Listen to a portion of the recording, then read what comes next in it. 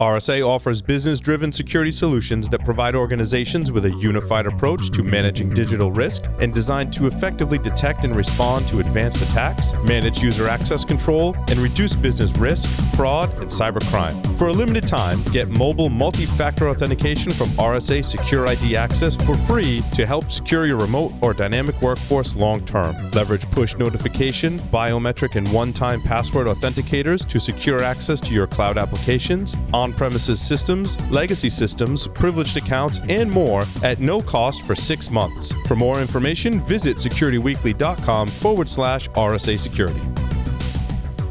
Welcome back to Security and Compliance Weekly, episode 38. We've been talking to Jeanette Manfra, with a very long title, formerly now working at Google Cloud, focusing on security and compliance for government. We're shifting gears now in our second segment, and we're going to let Jeanette talk about what enticed her over to Google and the private sector in general, besides the cookies that we have on the dark side, as well as talking about what her plans are with Google Cloud.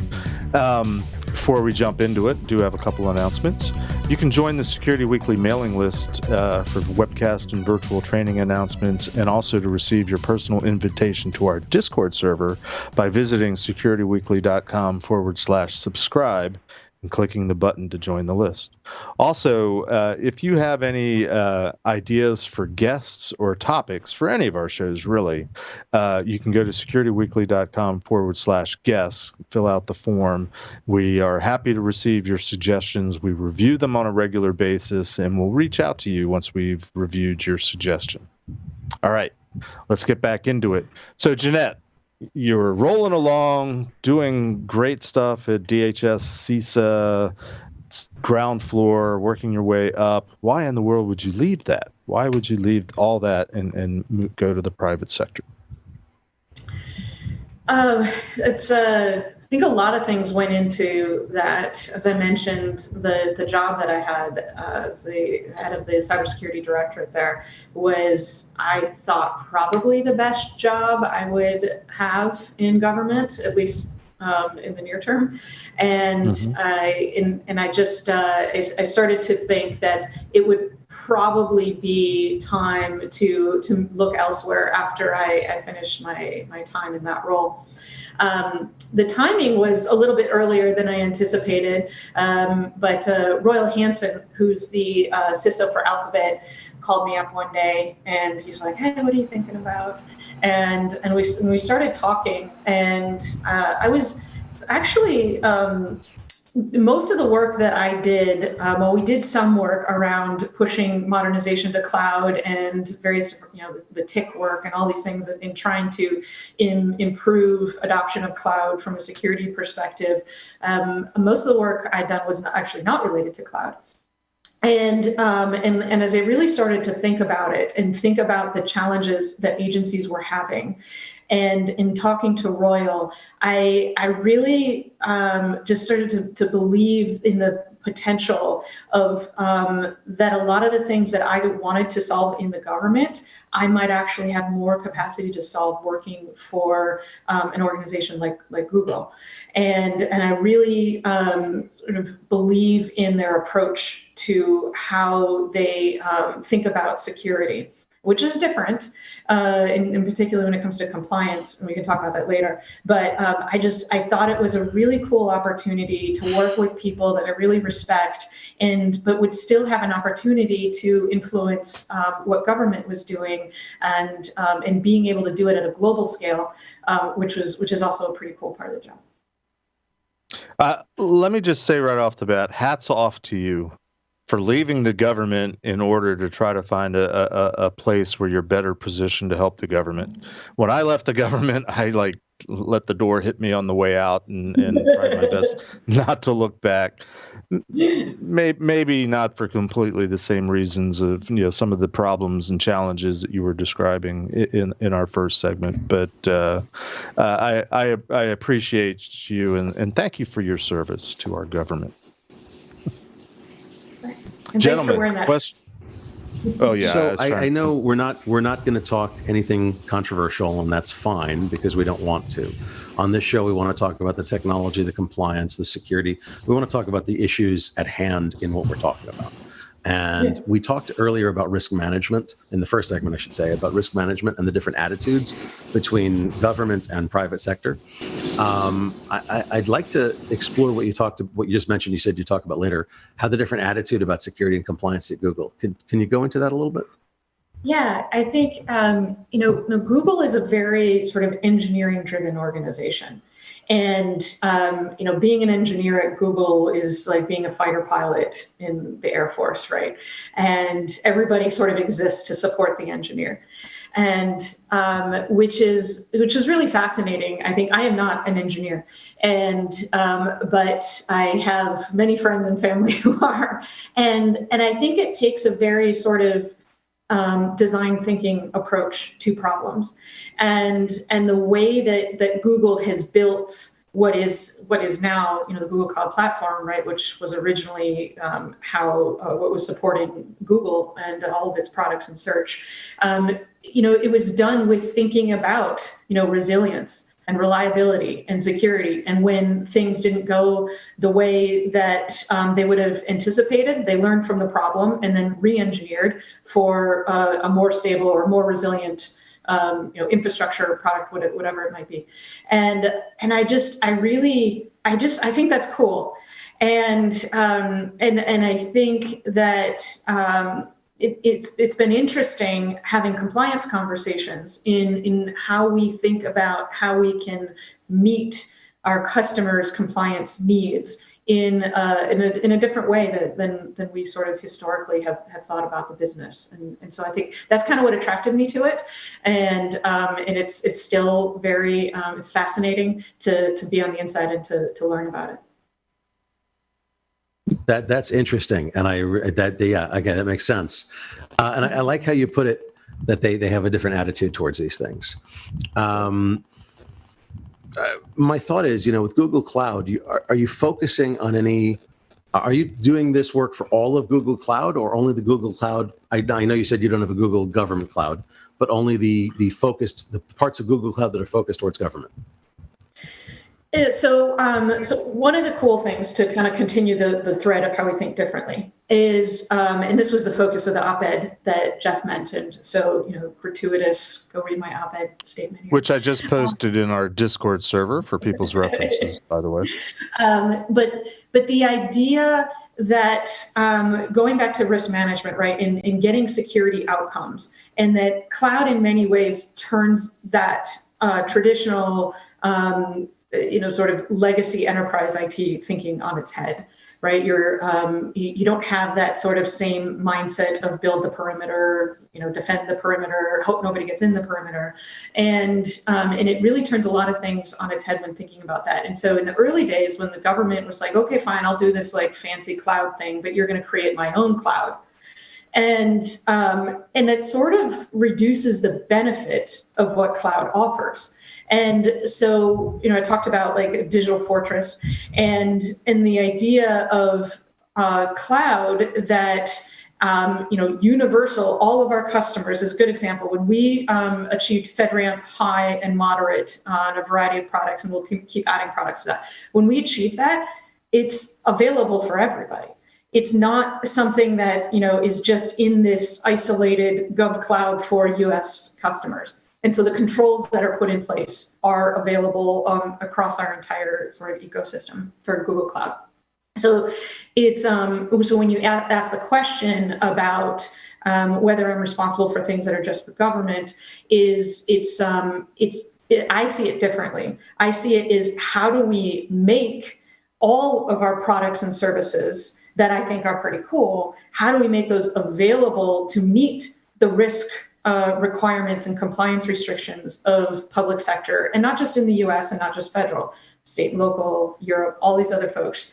And so how do we help them solve their business problems but do it in a way that enables them to meet their compliance requirements, but also in a way that allows them to get the benefits of commercial cloud, so that when we're pushing out updates, it's not an 18-month lag time by the time we get it to your special GovCloud center, those sorts of things. And so I think it's a pretty cool way of thinking about it. We're working on additional products like Assured Workloads is one that we've just released in private beta, where you can sort of set your parameters. If you need a FedRAMP environment and you want to make sure that all your data resides in the US, you can sort of set that with a click of a button, and all of your workloads will maintain those configurations that you set for it. So that's how we're trying to modernize compliance, if you will, in addition to security.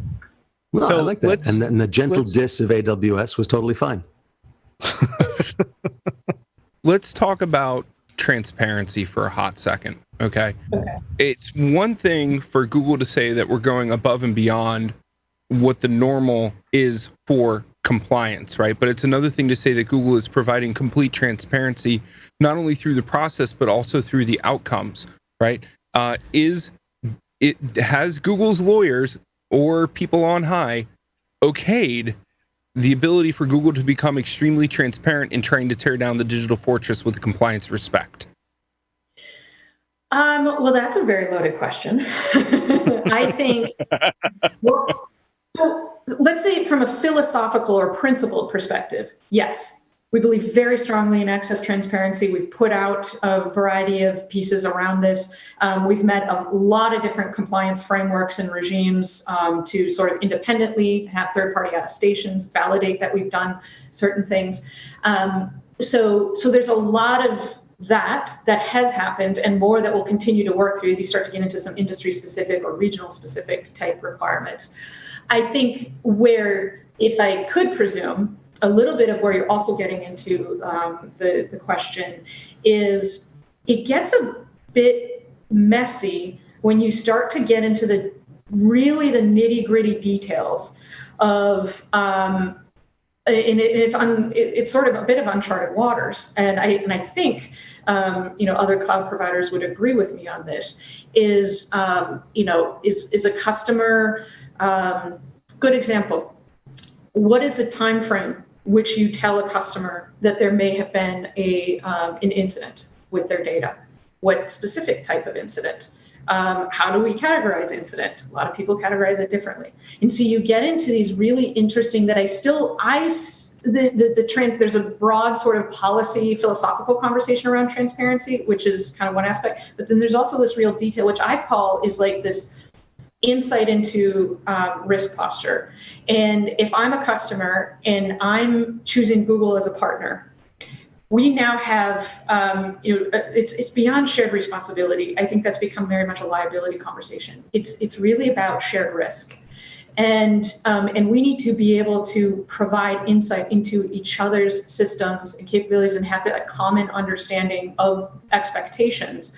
And we need to be able to be transparent about, well, this is what I can provide you. This is what makes sense. Sometimes a customer asks for something insane, probably a level of transparency that's not useful.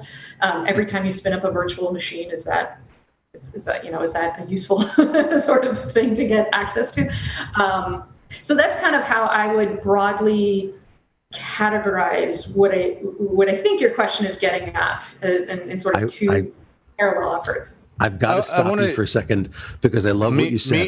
Scott, I'll turn it back to you. I'll turn it back to you in a second, but I've got to say this one thing. Your point about shared responsibility model is now mostly just a liability conversation. It's really a shared risk model. I love that. Thank you. That was beautiful. Well, that was what I was wanting to jump in on as well. I want your statement, the shared responsibility model is a liability. I wanted to say, Josh agrees with you. I want you to say, what do you mean by that? Well, I don't want to get myself into trouble. I might have a bunch of folks telling me that I'm wrong on this. Oh, no, please do. That's what we're here for. That's why we're asking questions.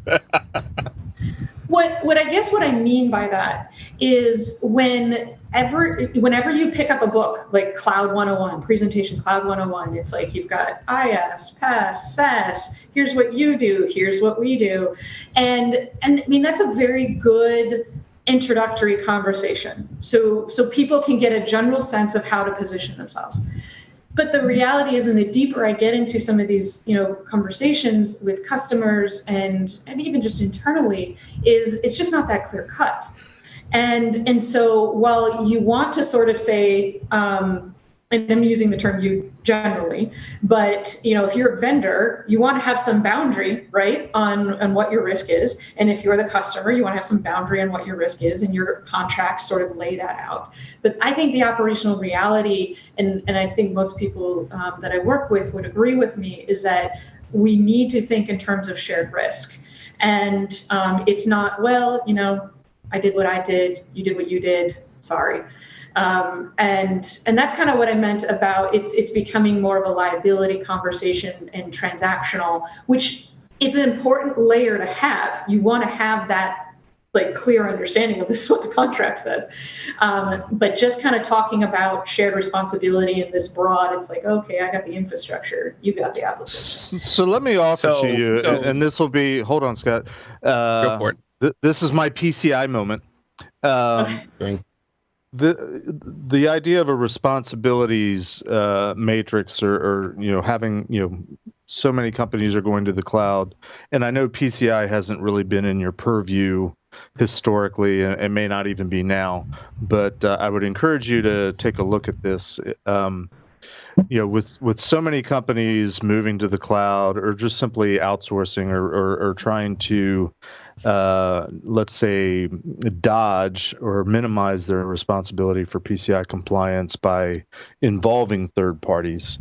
PCI addresses that with, in theory, trying to make sure that if you, as a merchant, somebody that's accepting payment cards, which is data that needs to be protected, and you're using third parties, especially if you're trying to flip a lot of your operations and a lot of your responsibility for PCI over to a third party, they ask you to have what's effectively what's become known as a responsibilities matrix, specifically to try to make sure that all the security requirements are being covered, that there isn't a presumption that, I've flipped over my operations to a third party, therefore they're doing everything that we're supposed to be doing, but we're flipping it to them, and it's news to them. A great example is AWS. In the early days of AWS and companies going to AWS, AWS would say, yeah, we're PCI compliant. We've gone through the process. We're certified. And if you read the small print, they're like, well, yeah, we're PCI compliant. We provide you rack space, lights, and power, but we're not responsible for anything else.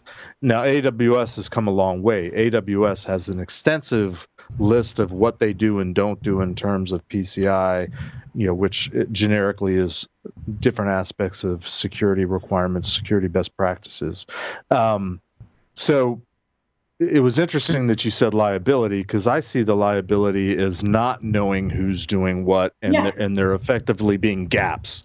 And I have a customer today where I'm seeing that, and I'm like, holy crap! Everybody individually can say, not my job, not my responsibility, should be somebody else.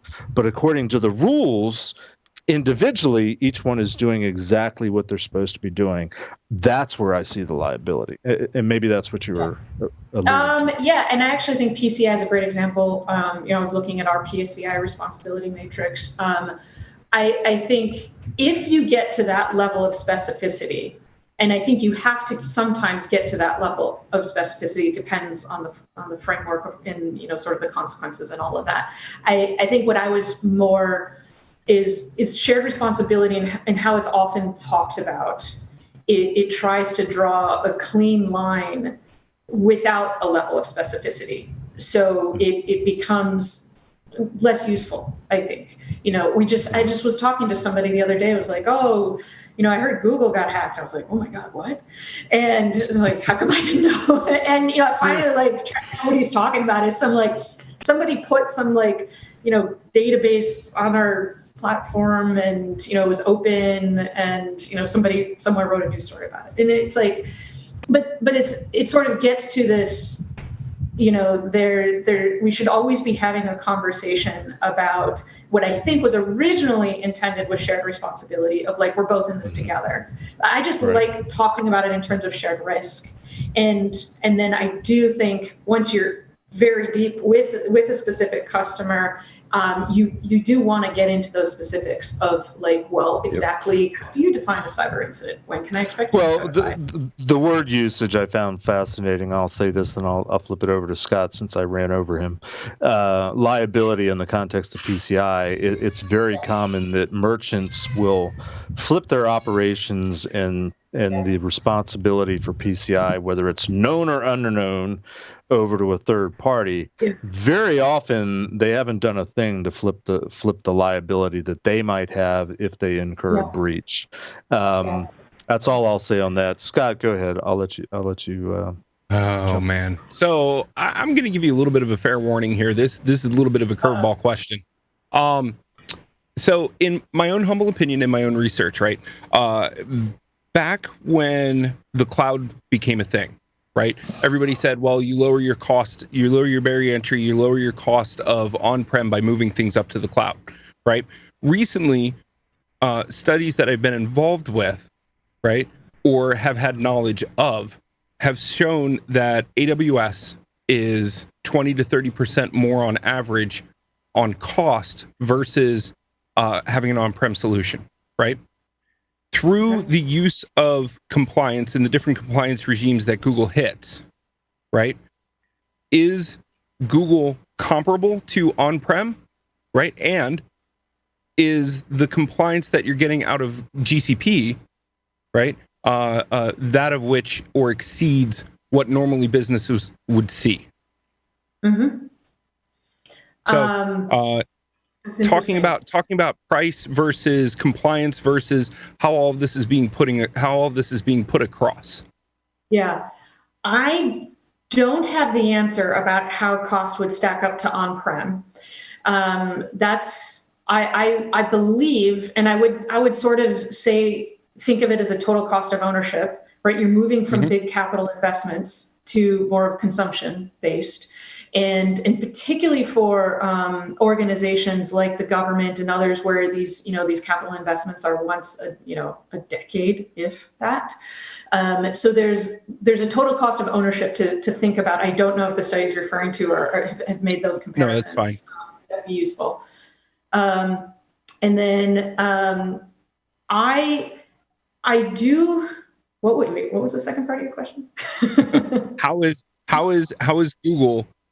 What is Google's plan to use compliance as a product enhancer to justify potentially, I'm not saying they are, potentially being more expensive than an on-prem solution? Yeah. So I think, and this would be an interesting research project that maybe I will take on, is because one of the things that I've been thinking about a lot, even before Google, was like trying to quantify the value of security as a general thing. And to get people on the mission side or the business side to understand, like, hey, this is important to invest in. And so I've been doing a lot of sort of research internally about the value of security for things like, your CI/CD pipeline and, how you can improve that sort of stuff. And it'd be interesting to add a compliance layer to that. The way that we sort of are currently thinking about it is by investing in a logical compliance approach versus a physical-based compliance approach, if that makes sense. So assured workloads is really about, being able to logically define the boundaries of where you want it to sit versus us building and maintaining a data center just for you. I have to think that our costs would be able to be lower than an organization trying to maintain their compliance frameworks with the capital investment and maintenance of their existing on-prem solutions. But I have my hunches to back that up. And then going back, just the quick follow up to the question that I was asking earlier, going back to the transparency topic, where inside of Google can somebody find the compliance docs that Google says it's CMMC ready and it's FedRAMP certified and it's 171 and it's NIST and it's CSF and everything else? Is there a house inside of Google to find that at? You just Google it. Yeah, you can Google it, actually. Darn it, that was going to be my joke. Fine, let me Google that for you. Okay, I get it. Oh, God, seriously? So one, on CMMC, that is, those things haven't been, the final standards, I don't believe, have been published. We're working with a third party on that. But there's, depending on the framework, you can look in Google Cloud on sort of our public-facing webpage, and you can see the different badges where we've met a variety of different frameworks, whether it's, the high trust CSF framework, HIPAA is one that I work with, FedRAMP. You can sort of see the badges. And then if you want to get into some of the specific details, then we do what I think probably every company does and have a conversation with that customer. And we talk about some of the details in those. But yeah, you can actually, and we're working to publish more, but you can see all the badges, if you will, of all the attestations and certifications that we've achieved. We've just done another ISO 27001, I think. 1, 2, 17 and a half. You never know these days. Hold on. 11 and 3, 9 and 3/4. 9 and 3/4. You win. Okay. One part about a lot of people don't know is the fact that you can pass one piece of ISO and be ISO certified, right? So inside of ISO, how many controls did you guys hit? Can I ask that? You can. I don't know the answer. Okay, that's fine. I'll Google it. Google it. Yeah. Oh, you're horrible. There's we have a Discord server where there's a somewhat on topic, somewhat tangential sidebar conversations going on during the episode, and somebody made a comment in terms of the question that Scott had asked about, there's a certain element of, and this has been true for a while, this is not new, that a lot of times companies go with name brands, for no other reason than the recognition and the reputation. And while I agree with that, I often in my days of a consultant and advisor and working with a lot of different companies have found that the companies that are the providers of services where people, because of brand name recognition and they're the big guy and their focus is that's all they do for a living, very often that's a smokescreen, and they because I've had them as customers, they're not doing nearly what the public thinks that they're doing in terms of security. I trust that Google's an exception to that, but convince me. I think if I can go off on a slight tangent for a second, you Sure. said you trust Google. So one of the things that I've been fascinated about in the last maybe year or so, and increasingly lately, is the concept of trust. And when you think about the trusted relationship that you have with a customer as you're, involved in processing potentially very sensitive data, that's kind of what started getting me thinking about it. And actually in the shared responsibility and what's the evolution of shared responsibility. And I am not a marketing person at all. But when I started kind of doing my own Googling of trust, a lot of research has been done around brand name trust and all this. It's more than just recognition, although that's an element of it, but there's this element of trust, that I trust that brand is doing or going to provide what I want, either because I have some experience in some other aspect of their business, so I'll try this new thing, if it's cereal, whatever, or it's been around a really long time, so it must be a trustworthy organization. So it's really fascinating. I won't go much more into that, but it's just a fascinating topic of why consumers and organizations and even societies and how sort of trust works. And, I would say that what's, to me, with Google, our security is phenomenal in the way we think about security and reliability. And that's kind of the other thing that I love is you think about how Google sort of pioneered the site reliability engineer, and you can read the different books that folks have put out. And in fact, there's a book that the security team just put out about secure and reliable systems. Not a plug for me, but for the other folks, that it actually talks about how Google creates secure and reliable systems. So what I think we probably don't do enough is explaining to people how we do it and how you can be successful doing it the Google way. And so that's it would be probably take a whole nother episode to convince you of what you may just take on trust. Are you volunteering to come back? Well, maybe I'll bring in reinforcements from the folks who do it every day. We welcome that. That would be awesome. Hey, yes. Hey, Jeff, that was a great question. Who on Discord asked that? PCI. Which I think is Lothman. I see one of Jeff's disciples ask that. Yeah, but that's to bring the whole conversation back to the beginning, actually. I just realized a way to do this. That when you talk about trust, and when you say, oh no, just trust us, we're doing security, here's this book that we wrote, and here's some white papers, where compliance and all of these third-party attestations come into play is we can say, but we've also had other people come in and validate it according to the best practices that you've adopted in your industry. And I think what's been interesting about Google is just sort of, because it's on your spectrum, right? Very much thinking on the security. It's like, but I have awesome security outcomes, and what's this compliance thing that you need? And I think that it helps. It stands in as like this, invisible interlocutor of trust, is having these sort of compliance frameworks and these attestations. And to your earlier point, sometimes you can completely misuse different compliance frameworks, and I agree with that. But I believe the ones that we've sort of had, either through independent or us just attesting, can sort of help bridge that gap of, well, we're not going to go into every single detail about how we secure every single little thing, but I can show you where an independent party has come in. And I think that's where compliance can be a really useful talking tool. Well done. Well done. Brought it right back around to the beginning. Thank you so much, Jeanette. That was lovely. It's like it was rehearsed or something.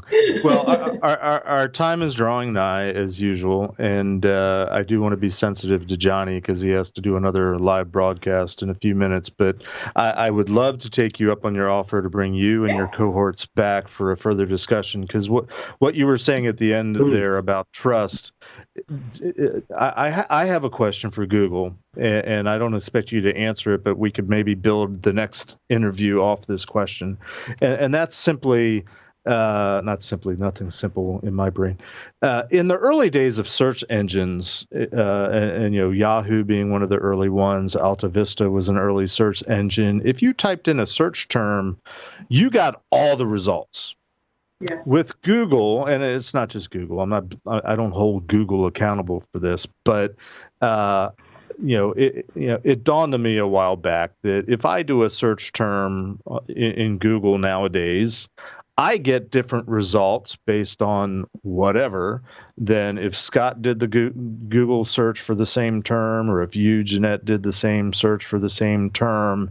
And in terms of trust, I question that. I question whether I can trust anything that Google as a search engine gives me for queries that I present, because I know it's optimized for me, and therefore it's not what I grew up with all of 15, 20 years ago in terms of search engines, where in the early days it was, here's the 27 million results, and what was prioritization and what did they present first back in those days. I think it was more of a proximity thing, or how many times it showed up, something like that.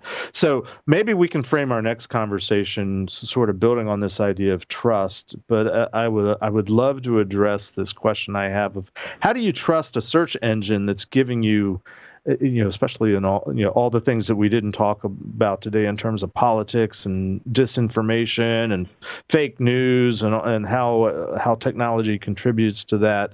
But how do you trust anything technology when it's tailored and customized based on whatever it is? And I don't want you to reveal secret sauce. No, you don't have to respond. It's well out of my remit. Search is a different part of the organization. I think I would just say one thing is Google Cloud and search are independent in terms of data usage. Not my table. I got you.